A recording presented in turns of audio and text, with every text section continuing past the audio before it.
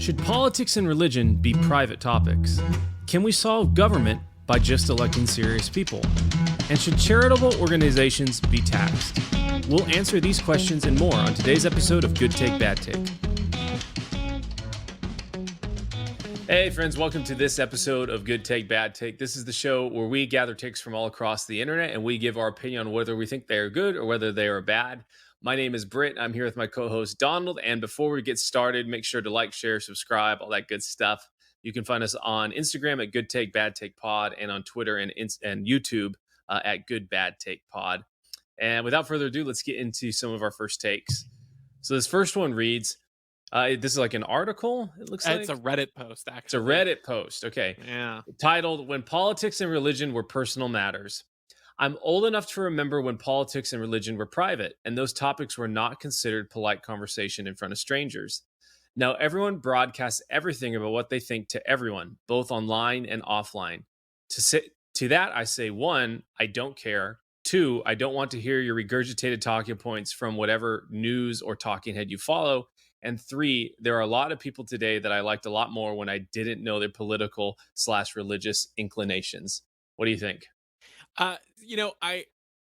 There's It's an interesting one. Yeah, there's a couple points that I sympathize with, maybe, but I actually really don't like the framing of it, and I think it's a bad take overall. And the first thing I'll say is, I'm old enough to remember when politics and religion were private.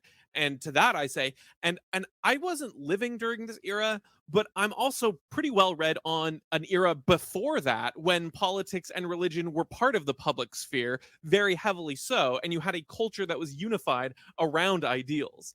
It's a very funny idea to think, in particular, this person probably being American. At least they're speaking in English here, and that's the context I'll go by.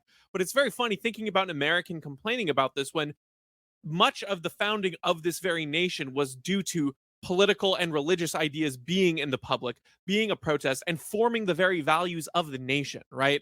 I'm not saying that America was seeped in every single kind of Christian viewpoint ever, like, oh, some of the founding fathers were deists. Sure, but to pretend that there wasn't the value structure of ideals directly derived from Judeo-Christian values and these political ideals as the basis for so much of what the country was founded on is so silly and so dumb. And those things by necessity were public.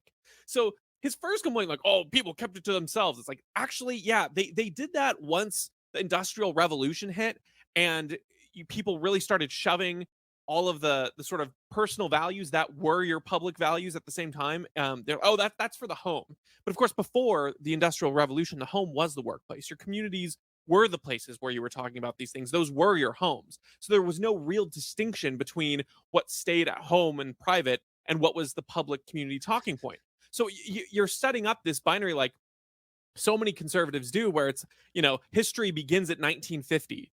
And, the sort of white picket fence America with the man leaving the house and leaving all the, the religion duty and the child rearing only to the wife. That's the traditionalist. It's like, no, actually, maybe expand your horizon a little bit and recognize that, values like that weren't strictly in the home before, and parents were both part of raising their children and things like that. So that aspect is, I think, the overall framing of this. So even while there are some things that I agree with in this post, I think the overall take is bad because you're longing for a bygone era that has necessarily divulged into what we have today in many ways. Yeah, what I found so interesting about it is that his last point, or her last point, number 3, that there are a lot of people today that I liked a lot more when I didn't know their political/religious inclinations. And the reason that's so interesting to me is that somehow that is a qualifier. Like, you could totally like someone in every single way, but then the second you found out they were a Republican or a Democrat, it's like, oh, no, I can't. And it's like, that's an interesting, like, why is that? Why does this person feel that way? And to me, it signals like the breakdown of what any sort of governance is supposed to be, which you were talking about in your when you were taking it apart, is that governance was supposed to be like in your community, right? Yeah. Like it's just it's like, it shouldn't even be called politics at that point, because it's just you figuring out how to live with your neighbor. at that point, because you all have to go out of the house, you have to work together to produce things, you got to trade with each other. But because we've forsaken a lot of that, we've forsaken ideals, we tried to secularize and devote, take away and separate our morals from like how we act in public and things like that, was separation of church and state, as redditors would commonly know it, or miscommonly know it. uh we now have it so that someone that is in Washington state where we live is now dictating how someone in Florida can live, or would like to dictate. And that, obviously, yes, then I am not going to like someone that way, right? If that's the way the lines are drawn, it's that, yeah, I can like you in every way. I can have I have commonality with you in video games, and our wives can be friends, and we like the same board games, and we have the same type of job, and we like the same type of books. But like, if there is one thing that can divide that, which is I want to control how you live your life, and you live on the other side of the country or something like that, that is going to be a divider. That is going to make me not like you and you not like me. And maybe that should make us question about how this entire thing is set up in the first place, as well as how we let it get to this point in the first place. Yeah, that's a really well articulated perspective, because the other thing that it makes me think of is that level of control is is helped by remaining silent in many ways. Now, I agree that there is a level of obnoxiousness, in particular online, but Yeah. in person too, that people can have when they're spouting off, their views, and I would attribute that more to the cult of personality, cult of hyping up the media sensationalism. Ironically, I would argue that when things are quiet and everyone didn't bring those things up, that only helps the people in power more, and it helps the people who are quietly controlling others all the more. And so it's kind of like, at its best, this take offers peace and maybe sort of a, we don't talk about those things in order to keep people from being obnoxious, but all the while you're tacitly reelecting people who are just voting themselves dollars, voting themselves control, voting themselves power, and you're all agreeing on that narrow window, Overton window of what the perspectives are, that the two different maybe stories you're allowed to understand from the corporate press and the corporate media. I mean, even if you think about, if this was the perspective we had during COVID, all we would have right now is well, you better mask up and stay at home because you need to be okay to polite society. It's not comfortable, but sometimes you need the loud people who are going to say, no, I'm not going to comply with that. And you have to bring it up, and you have to call people out and say, no, why are you masking outside at a park? This is stupid.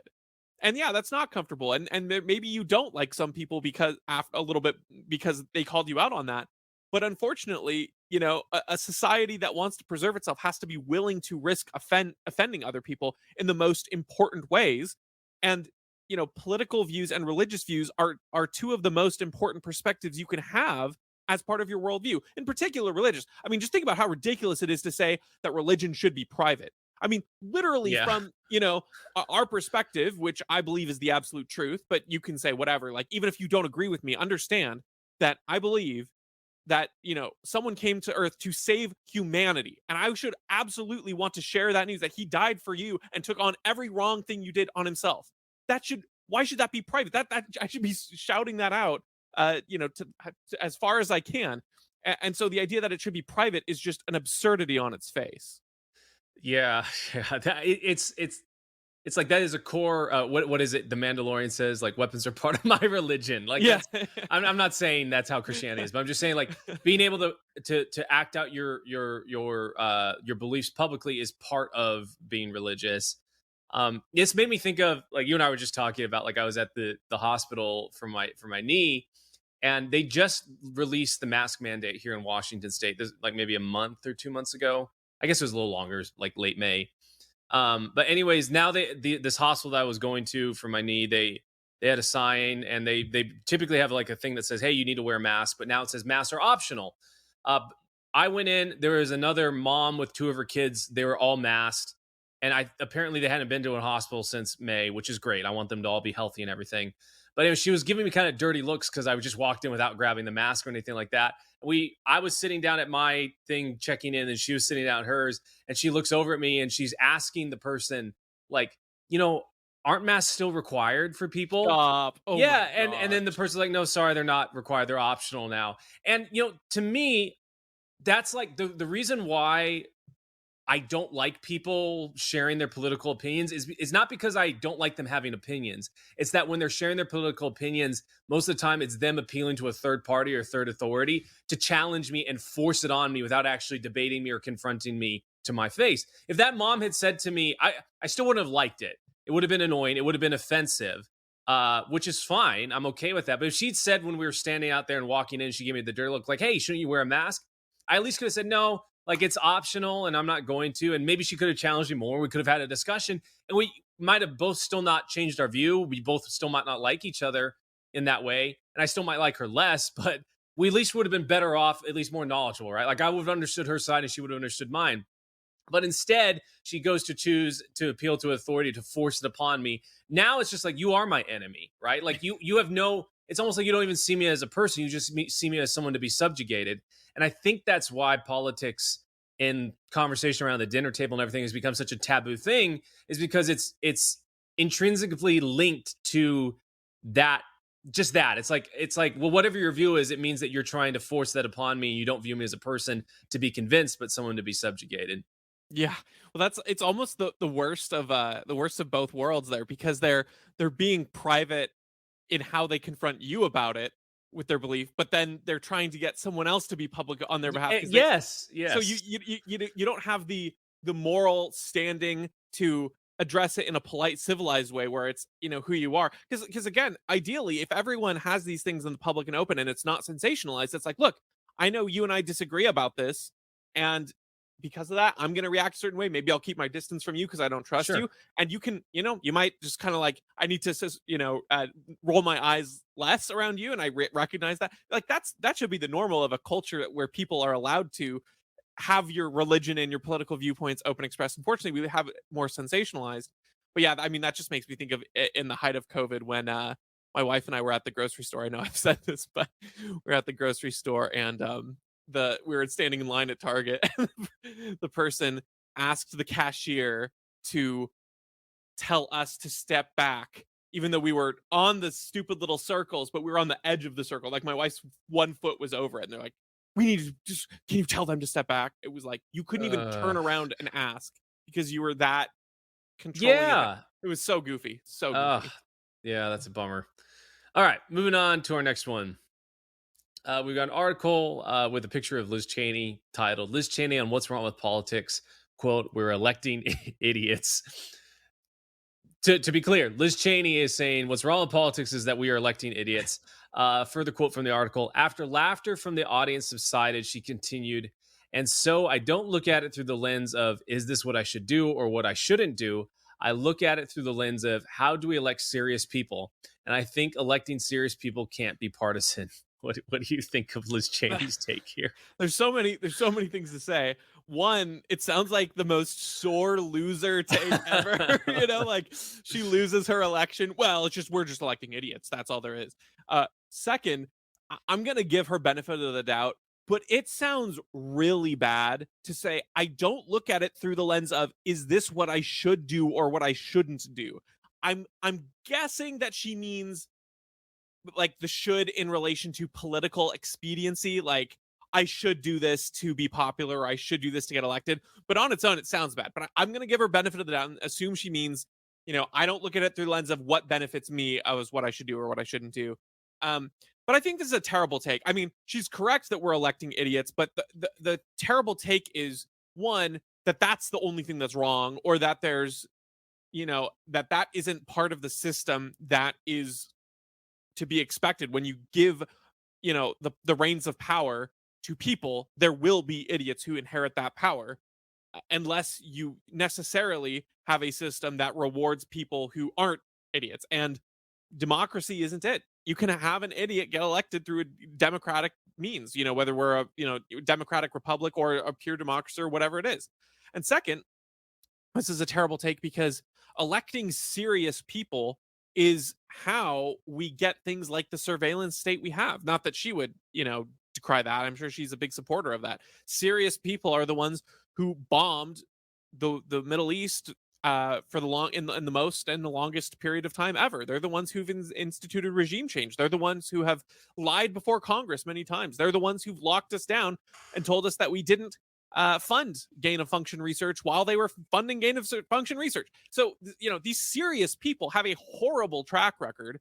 And the idea that, I mean, I'm not really partisan. I believe in a set of ideals, but at its best, if you believe in a set of ideals, you should be partisan to those ideals. So I know she's saying electing serious people can't be partisan, and she means that in the frame of, I'm not going to look at them as Republican or Democrat. I just need a serious person. But in a sense, isn't that your new partisanship? Aren't you going to look past any policy ideas you do or don't think are bad? I mean, like, think about it this way: would you rather elect a a 9-year-old who's a goofy, silly child? I mean, assuming the Constitution allowed it for whatever reason, who's a goofball, who's absolutely has no experience in this, and it's just he's not serious, right? Or would you elect Stalin?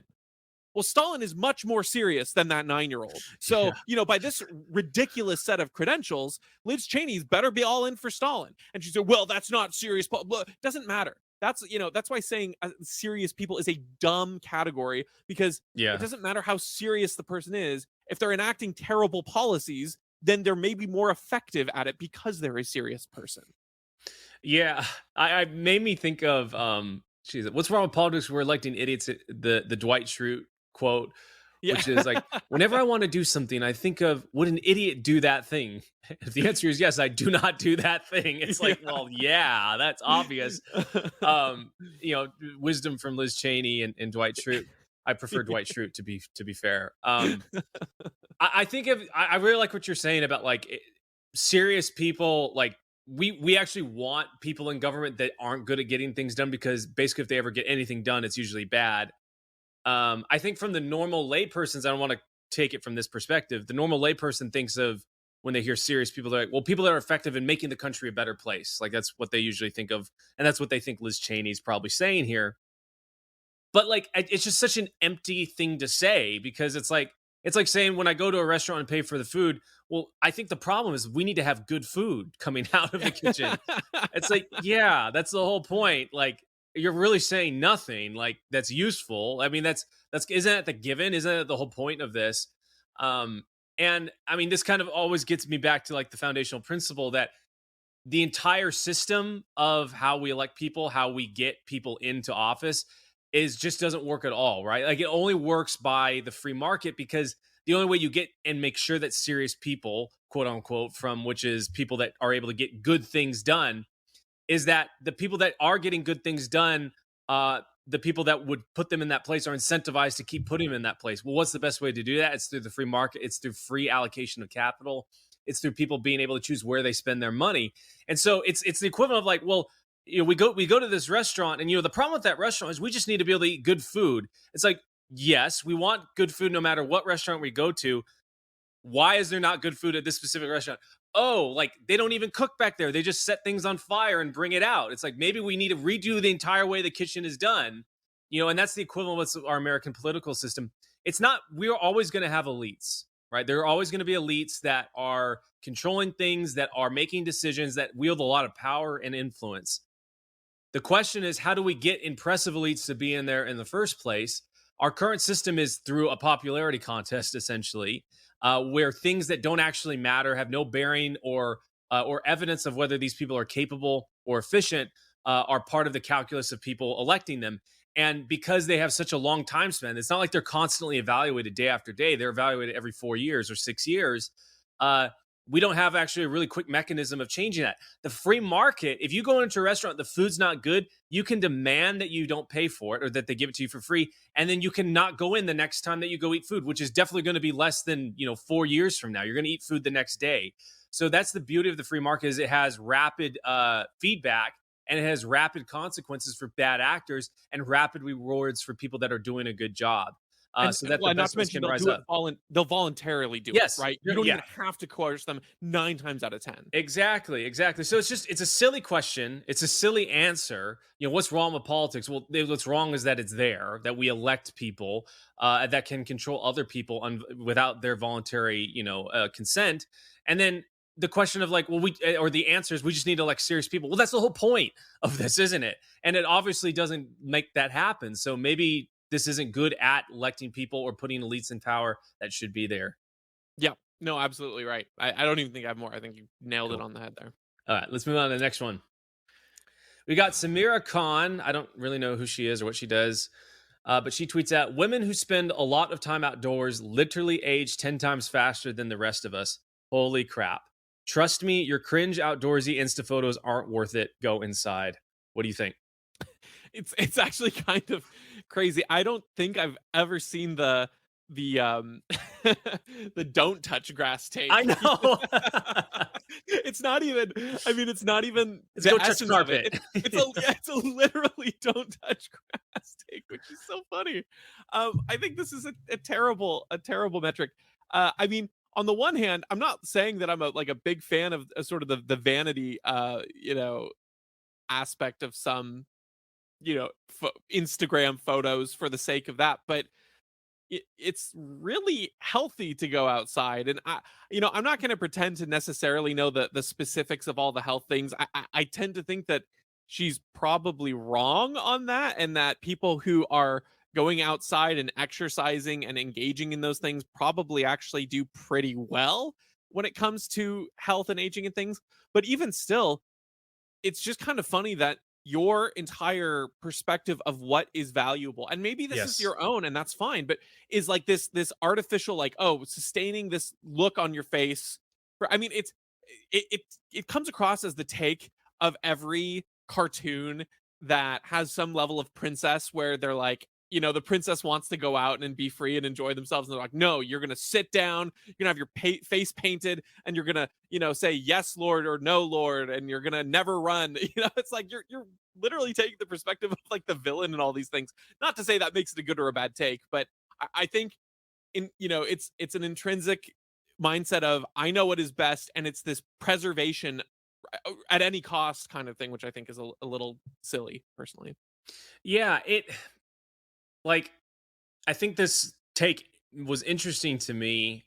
One, because like you're saying, it's literally the go inside and lay on carpet Yeah. instead of go outside and touch grass. But also, I mean, just our in general, our culture. Like I was talking with my wife about this. My wife's 8 months pregnant now, and like so many people will do things to their bodies to preserve it in such a way that they never actually like use what it's designed for, right? Like growing a baby and birthing a baby is incredibly hard on a woman's body. And after it occurs, the woman's body is never the same. Like literally, bones and ligaments and structures in the body reshape so that this baby can be grown and then be pushed out. Like it's wild. What a wild thing. But it's like that is like the essence of what we are designed to do, right? And like men are designed to work and provide and grind their bones into dust, making value in food so that their families can be housed and fed. And we have such an aversion to like aging, but it's like, well, age is the sign. It's like it's an essential part of being born. Like if you're not born unless you age. Literally, the second you come out, you're getting older, and your cells are changing and growing and adapting and eventually dying. And it's just so funny to me that women and men, will spend so much on, trying to look good or increasing certain types of appeal to attract a mate or multiple mates. But it's like, well, the whole reason that you can attract a mate is so that you can procreate, that you can create more humans, that you can selflessly provide for someone else. Like that's just the beginning of the beautiful part of being yourself. It's the beautiful part of being old. It's like, well, what's the point of living if you can't go outside? What's the point of living? I mean, I'm sure everyone could probably live till 120 if they put themselves in a cryo freeze chamber and never left it. But it's like, well, what's the point of that? They're like, your body is meant to be used and to enjoy life and enjoy the world, and then to be spent on behalf of others. Like there's nothing more beautiful than that. Like I think about my dad. I'm sure with your parents as well. Like it was hard to raise kids. Like even in our modern day society with all the modern day creature comforts and labor saving things, like it still takes a toll on your body. Like you're not going to be able to sleep properly. Like you're going to be sleep deprived, which leads to weight gain, which leads to bags under your eyes, which leads to wrinkles and worry and potentially other health issues. But like I don't know any parent that loves their kids that would say, "Yeah, I would trade having my kids so that I can look 10 years younger." And that's what I think this post is kind of hinting at. And I'm sure she would kind of extrapolate to that. They're like, "Well, yeah, I just don't want to have kids because I don't want to, look old or anything like that, or it will age me 5 years or something like that." It's like, no, like life is meant to be lived and it's meant to be spent on behalf of others. So go do that. You'll be so much more happier. And yeah, maybe you age 10 times faster, but you'll probably live about the same amount of time anyways, maybe even longer. So yeah, bad take. Yeah, yeah, it's terrible. I think the other thing is, I do recognize that there are things we can do. The natural results of life are not always 100% good things, and I recognize Yes. that. There are It's good ways. to take care of yourself. Yeah, taking care of yourself is good, and um, modern techniques to help preserve your own well-being and to avoid certain hardships. Like, I'm not decrying, like, oh man, back in the day women had to bend over to do laundry in the lake, and now they're just getting weak backs, and we should, or they would get weak backs and now they don't have that because the laundry, why are you still doing that? I'm not saying that every progression is bad, because avoiding some of the natural consequences from those things can be a good thing, don't get me wrong, but I also think it's worth it to understand the trade-offs of what you're asking. And this person's perspective is literally, don't go outside. I think that's a pretty bad trade-off for most things in this life. So that all that being said, I think it's a pretty bad take. Yeah. All right, move on to our next one. We got Trent Horn, quote retweeting Capturing Christianity. Capturing Christianity writes, one, no charitable organization should be taxed. Two, churches are charitable organizations. Three, no church should be taxed. And then Trent Horn, quote retweets, replying, I think a stronger argument against taxing churches or any religious body is one based in the First Amendment and freedom of religion. McCullough versus Maryland in 1819 said, quote, the power to tax involves the power to destroy. Tax exemption protects religion from the government. What do you think? Is an excellent, excellent take from Trent Horn, who I don't even think would necessarily agree with our political inclinations totally. I think he'd generally be much more pro state than we would as a practicing Catholic. But I am, I think his line of reasoning here is excellent, and not only is he making a logical argument Yeah. from the foundations of the legal framework, he's making the argument based on the very ideas, right? The very idea that taxation uh, is the power to destroy, rightly so. Because so I feel like so many people think of, because the original question is sort of saying, why should churches be tax exempt, kind of a question, and the initial response is kind of lays out a very basic logical argument, which is fine, but I really like this this take, because he's recognizing the fundamental nature that even if you don't think all taxes are inherently unfair and base, you have to recognize that contained within the power of taxation, even if you think it can be applied justly, it naturally has the capacity to destroy because of the very nature of the thing it is. So in the same way that I can say, like maybe this is a bad example because of all the controversy, but like a vaccine introduces some of the disease into your body, and it temporarily gives you maybe a level of sickness. The idea is that ideally it's a good thing because then your cells can fight it. But if a vaccine is so overloaded with that disease that you're injecting just copious amounts of the disease that it overwhelms your body, all it is destroying you and killing you, right? And that's kind of how maybe someone who might defend taxes is saying, well, it's a necessary destructive force in this context. But I think that with that, Hmm. then his argument follows that if it's the power to destroy, which I think he clearly, I think you make that logical connection pretty clearly, and then he makes it legally as well. But if you have that power to destroy, then you are necessarily controlling that thing. And because we have a separation of church and state, which a lot of people love to cite, then therefore you have to separate the church from the state, and the state is implicitly destroying and controlling uh, organizations like churches by the power of taxation. Now, of course, I would say that we should go farther and extend that to all businesses and individuals, because Yes. the state doesn't have the power to destroy a random business either. But for what this is right here, this is an excellent, excellent take. Yeah, you're very thorough and good on it. And I don't think I have too much more to add, but I think where the argument becomes stronger that Trent Horner is saying is that, capturing Christianity makes a really good point. The the problem with saying something like taxation is theft and using that as like a slogan or anything is because for a normal person that doesn't think about that, that has just grown up with it, and taxes are the price we pay to live in society. Like, you kind of have to establish a little bit more like moral framework for them to kind of get there, and that is what is weak about capturing Christianity's argument, is that their first point is no charitable organization should be taxed. Well, it's like, well, why? You can't just say that. And it's like, well, should charitable organizations be able to be destroyed by the government? That maybe should be the first Yeah. thing. And it's, well, therefore, if taxation is the power to destroy, then no charitable organization should be taxed. And that's how you can kind of walk someone who is not really familiar with our line of thinking, or how much we disdain taxes and think they're morally wrong. How you can kind of get them there without, having to drown them in anarchist and libertarian thought that they never asked for.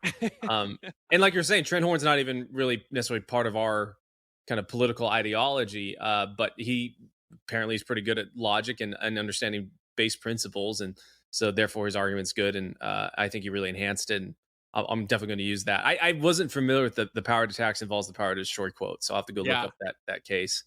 Yeah, well, I was gonna say Trent is he does a lot of debates, usually again about religious things for Catholics, but he's got that good basic understanding. I wanted to include the follow up tweet to this, and I forgot to include it on the slide. But he responds to himself saying, "This also avoids the need of for a religion to justify its existence to the government based on a particular definition of charitable work it does." And I think that that's an excellent supplementation of his original point, which is the government loves to shift goalposts, hold double standards, and if your job is you have to justify yourself to the government, they can always pull the rug out from under you, and Yeah, there's always going to be a moving target there. The so the other yeah, and the other thing that he talks about is um because you're pulling or you're having to justify your work in that way, a lot of people might say, well, they wouldn't be that unreasonable, or that, they wouldn't actually destroy. But all you have to do is, look at the IRS's abuse of, even not that long ago, that the Tea Party organizations. And, there wasn't a lot of political will to follow up on the story, but there was verifiable evidence that the IRS targeted conservative groups and wrongfully, withheld certain exemptions they should have had for taxes. They messed up a lot of their stuff. They were punitive in selecting Tea Party groups in particular through the IRS. So not only is this sort of a philosophical hypothetical saying that the government has the power to destroy if it has the power to tax, and this exemption should, you know, be protected based on separation of church and state. For anyone who's kind of on the fence, like, would that really happen? It literally did. It literally has happened in our lifetime, not that long ago, over political matters. And so even if you're not sympathetic to the Tea Party, surely you can see that if you truly believe in the principle of separation of church and state, then you have to say, well, taxation is just another mechanism by which the state and the church would not be separate, and so the state would absolutely get its fingers involved in the mess, and shift things in a way that they want punitively, or reward institutions that they view help their own position. yep. All right, moving on to our last one. We've got Kurt Schlichter. He's quote retweeting a post or tweet by, I guess they're posts now because it's on Yeah, X. They're you're not right. tweets. So is The it lexicon's gonna be repost or hard to quote adjust. post? Yeah, I don't even know. So Ian Miles Chung, he X's or posts or tweets out two pictures of articles by the New York Times. The first one says the history of the lynching site where Jason Aldean filmed a music video. Henry Choate, an 18-year-old black man, was hanged outside the Maury County Courthouse in Tennessee in 1927 after he was falsely accused of attacking a white girl. And it's side by side with an article by the New York Times as well. Quote, Kill the Boer song fuels backlash in South Africa and the U.S. Right-wing commentators claim that an old anti-apartheid chant is a call to anti-white violence. But historians and the left-wing politician who embraces it say it should not be taken literally. And Ian Miles Chung posts both these pictures and writes, so let's get this straight. Jason Aldean's Try That in a Small Town is a racist anthem, but the conservative response to the anti-white anthem Kill the Boer misses the context and is blown out of proportion. typical for the New York Times. And Kurt Schlichter quote retweets this saying, one, kill the boar doesn't actually mean kill the boar. Two, it does mean kill the boar, and killing the boar is a good thing. Three, we don't actually mean we want to kill you, though. Four, killing you would actually be a good thing. what, what do you think about Kurt and Ian's Yeah. thoughts on this? Kurt isn't necessarily adding anything in dimension, but I thought it was a really funny take on how they justified all the inflation things. It's a direct parody of, there's no inflation, and well, there might be a little bit of inflation. Here's why inflation's a good thing, that those evolutions. For those who are not familiar, kill the boar. Boar is the term that they would use to refer to white farmers and white owners of land. So it's not, it's not just like, oh, this is just a song about, a subset. It is, literally a song that's basically saying kill the white landowners. And it's not black landowners, it's not all landowners, it's kill the white landowners. And I think these are a good take in that it's calling out the hypocrisy that you see. And the funny thing to me is there may be context for the Kill the Boar song. There may be undertones for the Jason Aldean song. The problem is I am immediately discounting anything they have to say because of the blatant double standard they hold in Yes. so many ways. There is never this level of contextual clarity going in the other direction. There is never the level of them, defending the nuance of someone, taken out of context on the right or conservative or more liberty oriented individual. And there's never them just, easily condemning things like the Black Lives Matter riots. It's like them saying, well, they were mostly peaceful, not the New York Times specifically, but, mostly peaceful protests as people are looting and burning in the streets. And then, when January 6th happens, most of the people there were peaceful, but there was, some incidents of violence. And so the whole thing is characterized as a violent. So it's just this continued repeated pattern. And this one in particular is so funny because they're going out of their way to find an ancient location where a horrible thing happened. But here's the ugly truth of it. You know, the world is not a pretty place. Most places on earth where people live, bad things have happened in those places before, right? So you can always find dirt about the location or about a phrase, or you can always find something to nail someone on a cross for if you want to. That is, the world is a naturally fallen place. You can, draw any link to any general correlated relation, but somehow you can't make that link when they're literally chanting kill the white landowners.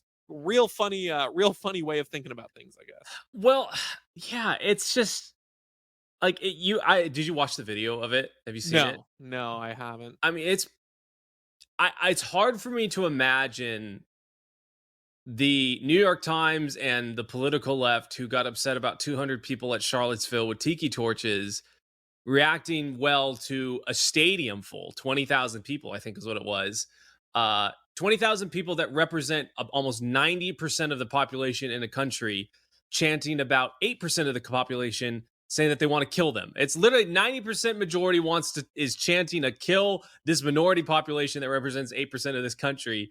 It's like, yeah, if that was like flipped, if the colors were flipped and that was happening in the United States, it's like if you freaked out about Charlottesville, this is like actual craziness, right? Like, even if there's no, like you're saying, even there's like context or other things that like mean that this is different and doesn't mean exactly what they're saying, literally what they're saying. It means something a little bit different than that.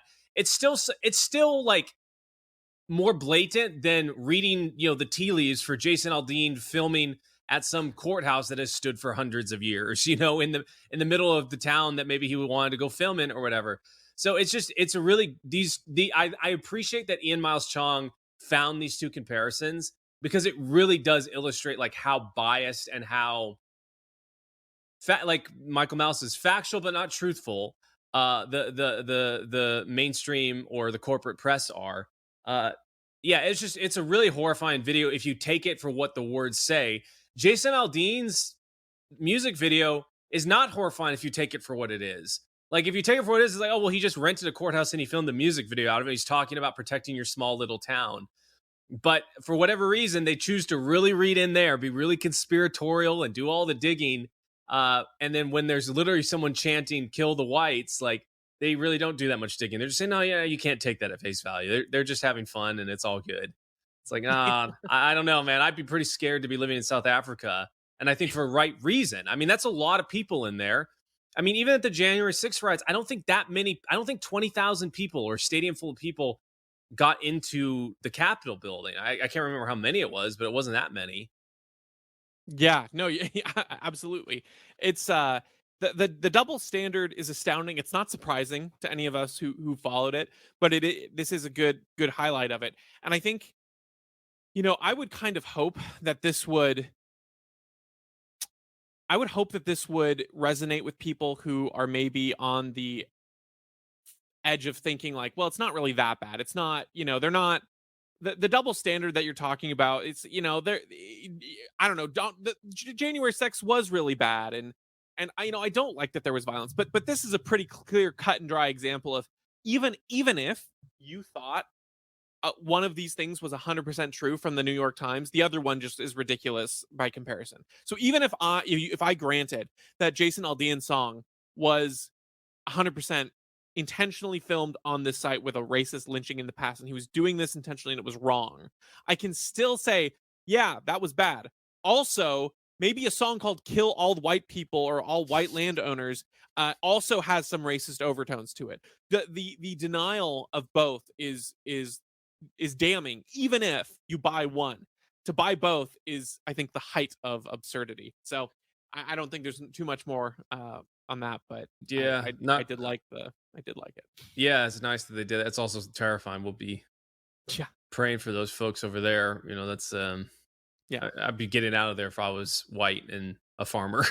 yeah. Oh, they seriously. they made it pretty clear what they want to do to you. Yeah, when they tell you who you are, believe them. Oh, there you go. You got it. Awesome. Well, friends, thank you so much for hanging out with us for this show. Again, please like, share, comment, subscribe, all that good stuff, and we'll catch you on the next one.